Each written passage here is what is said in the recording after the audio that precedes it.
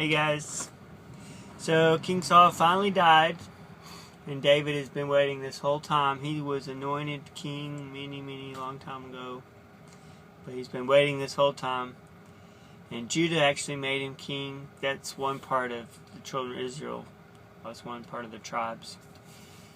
They announced that he would be king, and now Israel, which was another part,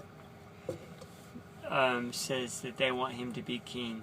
This is what they said. They said, you were the one that led Israel on all of the military campaigns.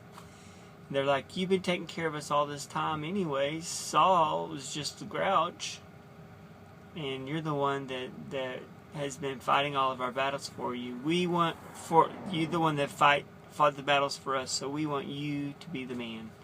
So they anoint David king. The elders, all the boss guys of the whole town, bring David and they anoint him king over Israel. Alright. So soon after that, David goes to battle with this city called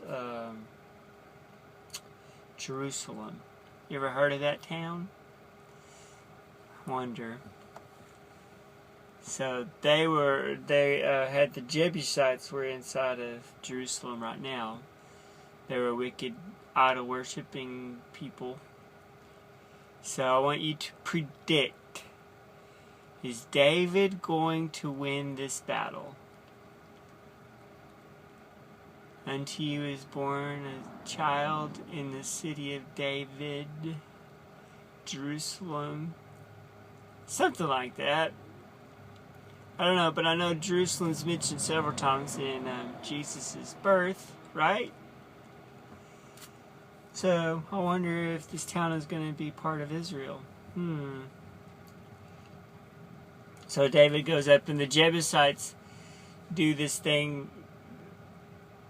I don't know why they do it. It's kind of like, your mommy wears army boots, or I don't know, some sort of weird taunt. Because they're proud. I guess they really don't think David's going to win, but they say,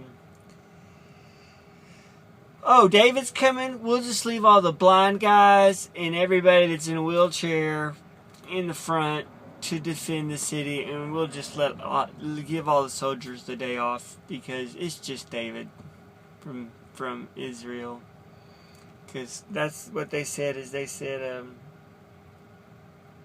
David cannot get in here.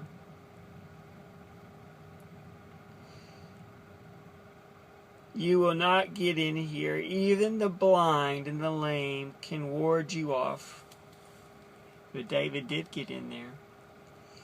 And he took up residence. He said, hey, I like this town, after he attacked it and just killed all the people. He said, I like this town. So David took up residence. Residence means that's where you decide to live. 800 Bradley is our residence. And he built this. He built up the area around it. And one more time, the word talks. It says, and he became more and more powerful because. Can anybody just guess what the fill in the blank part is after that? That David became more and more powerful because he had big muscles. Because he was really good looking, because he could really talk a whole lot about how awesome he was and people would follow him. Any guesses? And he became more and more powerful because the Lord God Almighty was with him. So if the Lord God Almighty is with us in our daily walk, life will go better. And we'll be better at our schoolwork. We'll be better at making friends. We'll have better relationships. Better marriage. We'll be better kids for our parents. Life is so much better with Jesus. So Then after he took the city, he renamed Jerusalem. Well, he didn't rename it. It was still named Jerusalem, but they also started calling the city of David.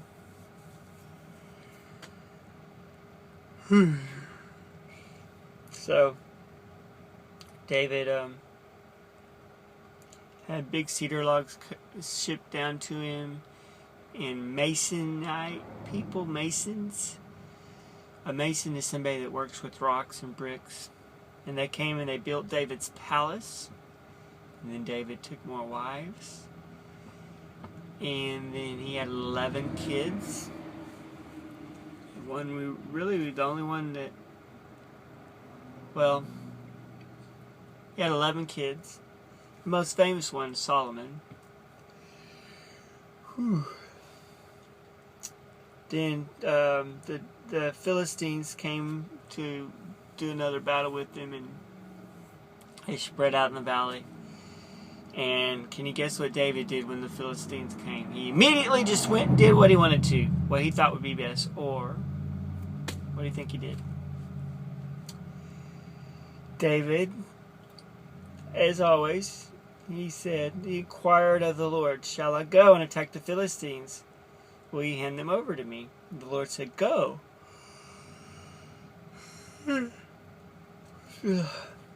For I will surely hand the Philistines over to you." So they went and he totally beat them up, and they ran and went back home. A while later, the Philistines came back, spread out in the valley again. So what do you think David did? David inquired of the Lord.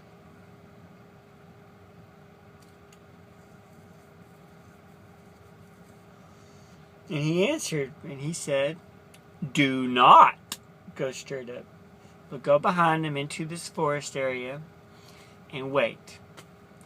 And when you hear the sound of marching in the top of the trees, that means that the Lord's army is going ahead of you. And then you go and you fight them." So they went and they marched around the Philistines. They got behind them into the forest area. And all of David's men just waited. And David waited.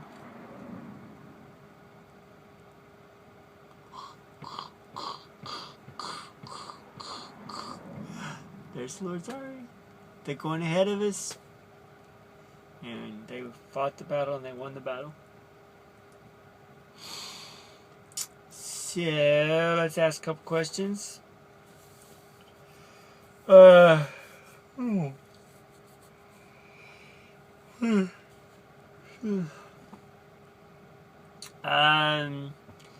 What did the Jebusites say about how scared they were of David coming to Jerusalem?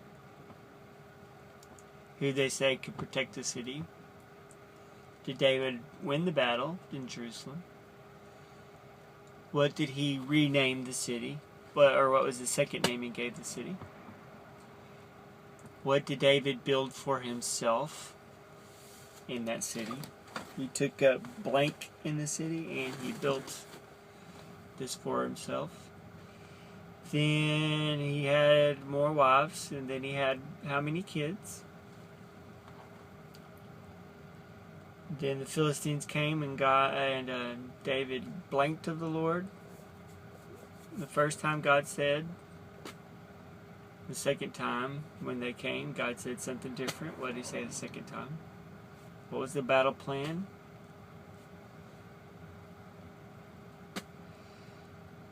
And what did they hear? Alright. You guys have a good night.